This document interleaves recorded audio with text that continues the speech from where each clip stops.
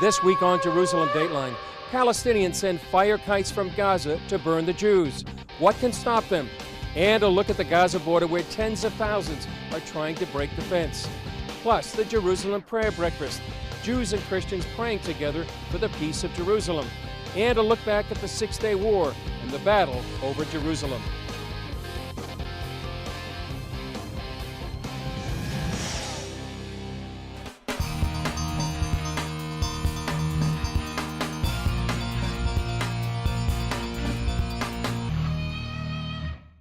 Hello and welcome to this edition of Jerusalem Dateline. I'm Chris Mitchell. We're coming to you this week from the Israeli-Gaza border, where behind me you can see the smoke rising from tires burning and where hundreds of Gazans have come to the border. It's all part of the Great March of Return, where more than 2 months Palestinians have protested violently, where they've tried to breach the border fence, launch rockets into Israel, and come up with a new weapon called terror fire kites, intended, as they say, to burn the Jews.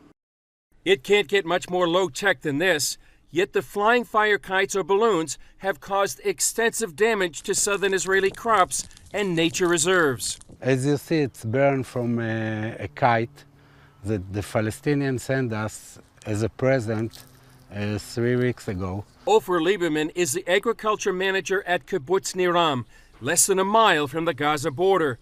In the last 6 weeks, his kibbutz has lost 250 acres of wheat, 500 acres of cow pasture, and 25 acres of trees that were older than the state of Israel. We stand here with tractors and equipment. When we see the fire, we just run with the tractors and try to stop it as quickly as we can. It's part of the Great March of Return, where tens of thousands of Palestinians repeatedly attack the border fence with Israel. Palestinians posted this video with triumphant music on Facebook showing border infiltrations. Some have been killed or captured trying to do so. Israel is working on solutions to combat this latest weapon, and some are calling for targeted assassinations for those who are sending the kites. But Israeli construction and housing minister Yoav Gallant says the Palestinians are desperate. The kites and the civilian so-called marches towards defense are signs of frustration because all the operational military ways were almost blocked by Israel. The sea is closed, the land is closed. It's very difficult to hit Israel by rockets and missiles because of Iron Dome. We are in a project that will block eventually the tunnels. Despite the trouble, Lieberman says he still has friends in Gaza. I speak with them about once a week. My friends say that a lot of people in Gaza want the Israeli get inside to throw out the Hamas. Lieberman says his kibbutz is growing, and he's optimistic for the future. Here it's heaven, 23 hours a day. 1 hour it's hell, but normally this place it's heaven. I hope it will be like this 24 hours a day, and I hope that we will live in peace. Joining me to talk more about the situation here on the Gaza-Israeli border is CBN News correspondent Julie Stahl. Julie, behind me we probably see hundreds, if not thousands of Gazans that have come to the border, and yet the IDF had sent out messages by leaflets warning them not to come. What did they say? Yeah, that's true. They warned them, don't come, don't show up. They said a wise man takes into account the consequences of his actions ahead of time. And they're really telling people, don't show up here. Don't participate in violent protests. It goes on to say, don't let Hamas take you hostage. Because the people they're following Hamas, and it's going to lead to death and nowhere. Yeah, and we actually talked to a woman here that lives right here on the border. What did she have to tell us? I thought it was very enlightening. Yeah, it really was. She said, the people here have a lot of compassion on the mothers and the children in Gaza, but enough's enough, and they don't want to see it anymore. Yeah, and their children, actually, children here in Israel, they live with the same booms that they hear in Gaza. They live with the fires. I mean, we see the fires, evidence of the fires all around us. Yeah. Many of these fields are scorched. It's a crude, but it's a very effective weapon, isn't it? Yeah, it's very effective. I said you couldn't get much more low tech than this, but it's destroyed 2,500 acres of agricultural land, another 700 acres of forest. It's destructive, and they're aiming really not just to destroy crops, they're really aiming to kill the Jews. Yeah. And what is the motivation? And we actually, by the way, we've seen several of those kites flying off in the distance. We don't know if they've actually crossed into Israel. But what is the motivation when you talk about Hamas and some of the Islamic radical groups inside Gaza? What do they want? Well, their bottom line is they want to destroy Israel. They want to get rid of the Jews. This probably won't do it, but what they are hoping is to provoke Israel to retaliate, create a big public uproar, and then by that way somehow force Israel to do what they want them to do. And that's what that woman was saying earlier as well. Provoke Israel, Israel responds, and then that goes to the International Criminal Court or the United Nations Security Council. Julie, just a few hours ago we left Jerusalem. Mm-hmm. Right now, what's going on? It's a big contrast to what's here on the border. It sure is. Here we have all this violence and destruction, and in Jerusalem, the Israel police made it possible for 190,000 Muslims to come and pray on the Temple Mount at Al-Aqsa Mosque today. It's the last Friday of Ramadan. It's a holy, holy time for them. And 90,000 of them came from the West Bank, and they're the kinsmen of the Gazans. But Israel made a way for them to come because it's special to them. It's holy to them. It's the Temple Mount for the Jews. But they let the Muslims to come and pray there. Coming up, a look at the battle over Jerusalem during the 1967 Six-Day War.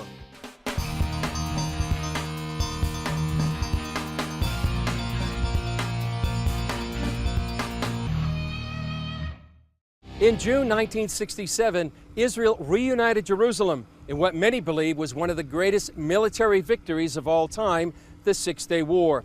51 years later, Palestinians mark that as what they call the Nakba, or the setback. As a tribute for the 50th anniversary of what many see as God's victory, CBN Documentaries produced In Our Hands, The Battle for Jerusalem. And CBN's Scott Ross interviewed the writer and director of the film in Jerusalem. By 4:30 a.m., the Israelis had reached the Jordanians' command bunker. For the next 45 minutes, they lined the opening of the bunker with 21 pounds of TNT. This is Ammunition Hill. This is a site of what is still today the bloodiest battle in Arab-Israeli history. I talked with In Our Hands, the Battle for Jerusalem writer and director, CBN's Aaron Zimmerman. The docudrama tells the story of Israel's victory in the city during the 1967 Six-Day War through the eyes of the paratroopers. Did you do reenactments here? We did. The people who run Ammunition Hill were very great to us, and they let us have the run of the place for 2.5 nights. We had snipers shooting from the bunkers. We had them crawl through the grass, up the hill, through the barbed wire. They even showed us the original bunker. The battle kind of ended when the Israelis got to the top of the hill, and they found the Jordanian command bunker. And they took 21 pounds of TNT and blew that sucker into next week. And so they showed us that, and they said, well, you're welcome to use this bunker again to stage your explosion. And we thought, great. You know, if it survived a real explosion, it can survive a fake movie one. Based entirely on facts, the film includes dramatizations of important scenes like Commander Motogur talking to troops on the Mount of Olives. We are sitting on a ridge overlooking the old city, and soon we shall enter it. The old city of Jerusalem, which generations have dreamed of and longed for. We will be the first to enter. And running through the streets of Jerusalem under threat of sniper fire to take the Temple Mount and Western Wall.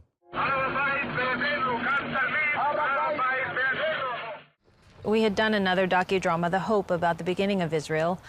And we thought, what's the next chapter in that story? And we went to 67, and it's such a great story. And we thought, well, let's not do a dry documentary. Let's get to know some of the men who actually lived it. And digging into all the background, historical data, etc., that must have been an enormous undertaking. I tried to use primary sources as much as I could. I tried to use people's diaries. I tried to use minutes from Israeli government meetings. I used personal interviews, but all of the dialogue in the film was recorded in history. As a result of the war, Israel tripled in size, beating the combined armies of Syria, Egypt, and Jordan to win the Golan Heights, the Sinai Desert, and Judea and Samaria, and reuniting beloved Jerusalem. To cover the whole war would take too much time.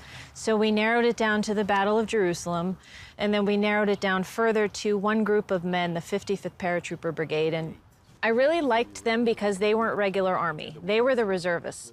They were a little bit older. They were the husbands and the fathers and the businessmen. And they were the guys that ended up going into Jerusalem. Let's go. Step on it, Bensu. I mean, these actors are very realistic. Oh, they're great, yeah. Did it have an effect on the actors themselves? Because it's more than just history. This is in many cases, their fathers, their grandfathers. They're depicting this. How did they respond to that? I had a lot of guys tell me their personal family histories. I had so many guys say to me, well, my grandfather was in the Holocaust, or my grandfather, in one case, Sharon Friedman, who played Motigor, his grandfather was one of the guys who fought for Jerusalem in '48 and saw the whole siege and everything. The little woman who came and offered up the flag, she wanted that flag to be used and flown at the Western Wall. At the Western Wall. I mean, that brought tears to my eyes. Oddly enough, the paratrooper Yoram Zamosh, who's part of that story, I asked him, did you ever see that family again? And he said, we did. And he said, a few months after the war, the old grandmother had passed away. Really? She was waiting. She had lived through getting kicked out of her home in '48, and she had lived through all of that, hoping to see Jerusalem reunited. From start to finish, Zimmerman worked on the film for just a year. But was there anything that you uncovered, something unknown, not something that you just didn't know anything about at all? What was interesting to me was the response to the paratroopers. When they came into town, they were heroes. These families came out.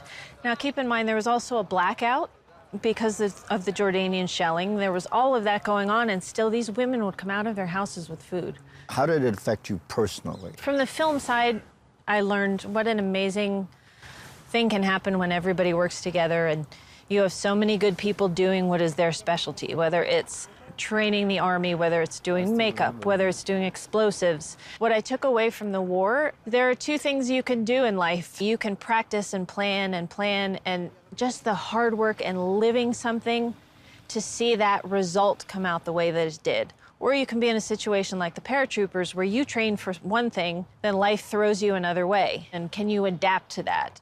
I asked Zimmerman what she wants the audience to take away from the film. Well, two things. I tried hard to keep it as apolitical as possible to give it a wider audience. Number one, I want them to see the sacrifice that these men made. Number two, we went back 20 years to 1948 to what happened when the Jewish quarter fell and the Jordanians ethnically cleansed every Jew from the old city of Jerusalem. And then at the end of this segment, the Jordanian officer says, we have so completely destroyed this place that no Jew can ever return here. So then we fast forward 19 years and show how they did. And what will Israelis think of the film? I hope it will be good. I want people to take away a pride in their heritage. And after all the bloodletting and everything else that's occurred here historically, there's no way that Israel, Jews are going to give up this city. No, I don't think so. I mean, Moshe Dayan said it when he got to the Western Wall. We've come to the city never to depart from it again. Scott Ross at Ammunition Hill in Jerusalem. Up next, the voice of calm that guided Israelis through that turbulent time before the Six-Day War.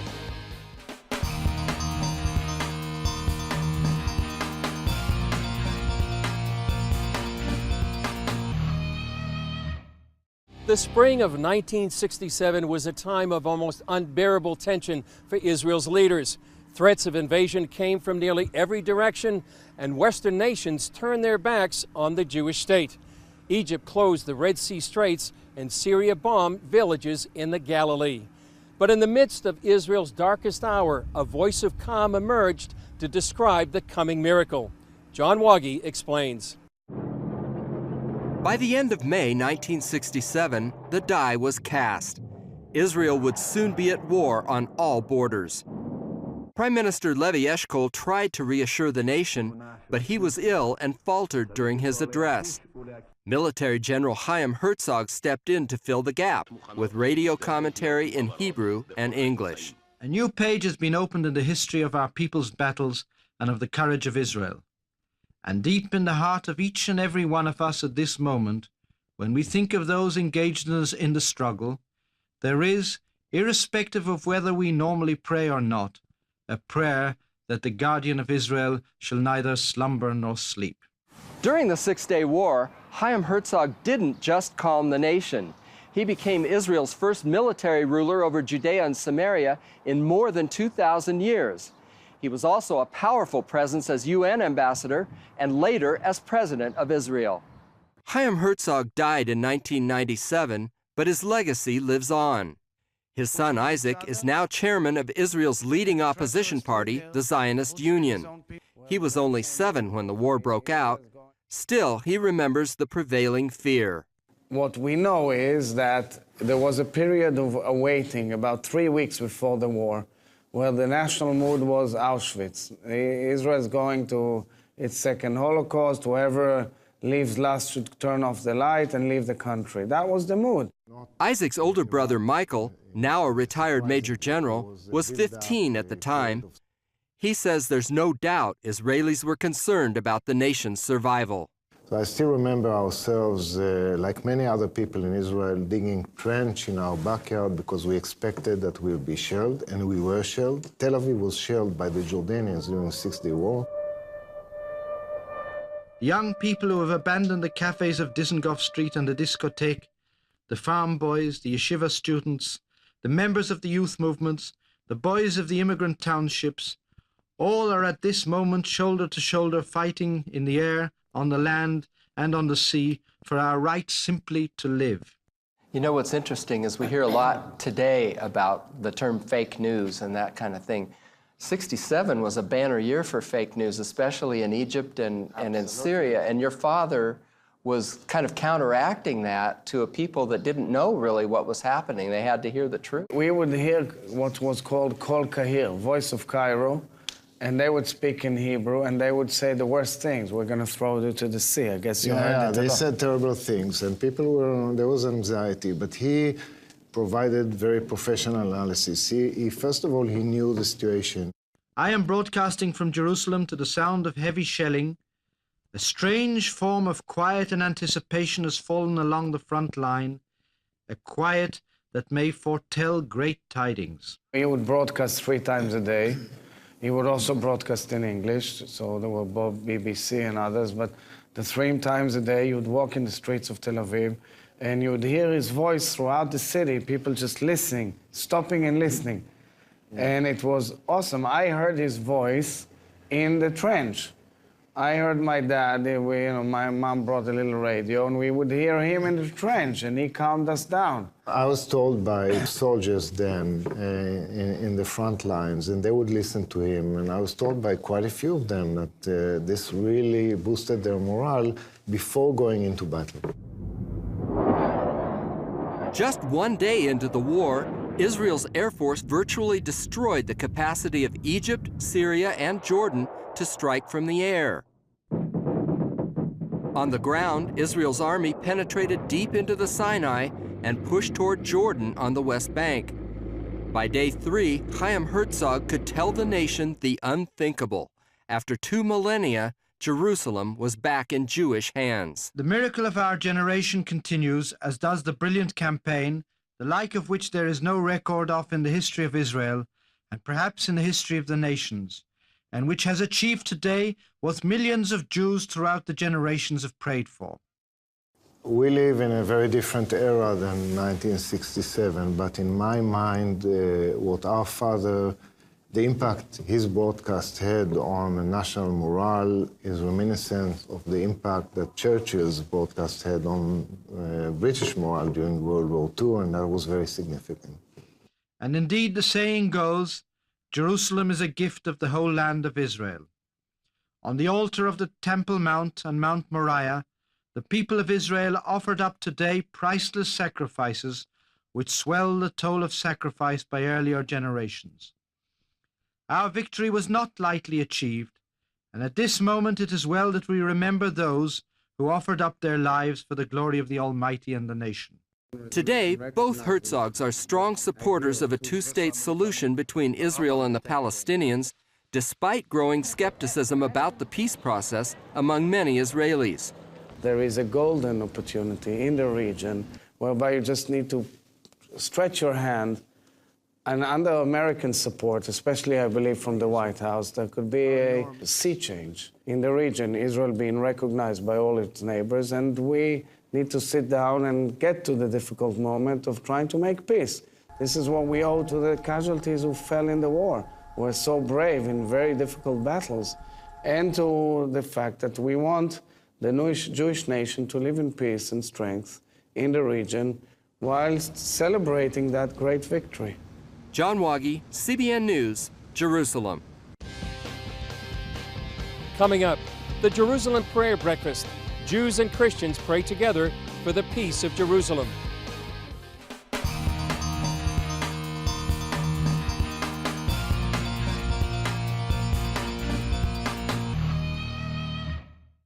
Hundreds of Christians from 70 nations gathered in Jerusalem, along with Israeli Knesset members and Jewish leaders for the Jerusalem Prayer Breakfast, initiated by Knesset member Robert Ilitov and co-chaired by former U.S. Congresswoman Michelle Bachmann.